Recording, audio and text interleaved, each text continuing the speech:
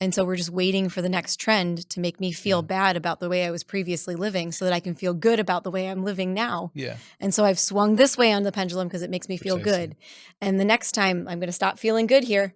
And so I need the new pendulum swing to swing me over here so I feel good again, like I'm moving again. Yeah, if we're not careful with it, both our feasting and our fasting can be, I won't say that they're useless, but they can often, let's call them rendered spiritually inert or fruitless, because we, rather than making them intentional choices, the right thing for the right reason at the right time, we tend to, again, in this area as in every other area of life, we tend to be a pendulum, and we swing to things according to, again, our passions, right? So, things aren't going great in my life, so I double down on the spiritual life because I'm afraid. I feel it slipping. Mm-hmm. So, but again, fear is driving it. Or I work really hard because at those times I feel like working really hard. I stay late at the office. I work extra hours because I feel like working.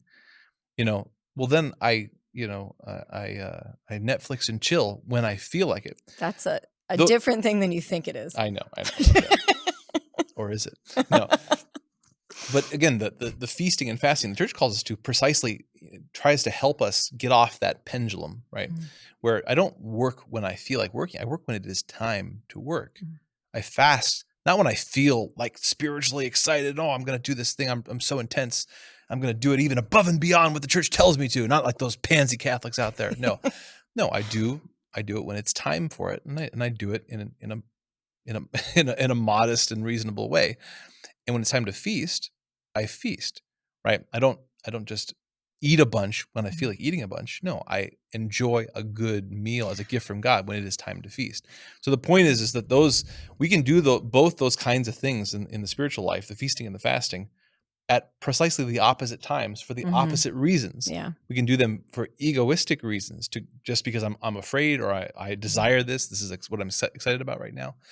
But the church invites us to step off of that and say, no. This is about God's will. This is about doing what is right, the right and just thing at the right time. So there's a time to fast and you embrace it as a gift to God. And there's a time to feast and to receive it as a gift from God. And you want to do the right thing at the right time for the right reason. Yeah. Having this 2-year cycle of like not being pregnant, being pregnant. I mean, even within the pregnancy, there's like first trimester issues, second trimester, like golden period, third trimester, like you just give up, and then you're in the postpartum period, and then, you're breastfeeding, like just these 2-year cycles that we've had 6 times have really been this built-in learning how to rest, learning how to be present in the stage I'm in, even though you're preparing for the next stage to come, but it's like you're being present in the stage you're in and with the capabilities that you have.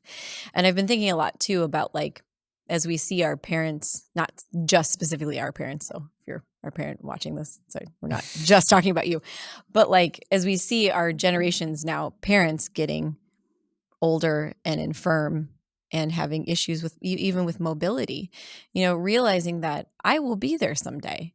And even though like it's important to me to be like on my knees kneeling, there might be a time when that's not possible for me.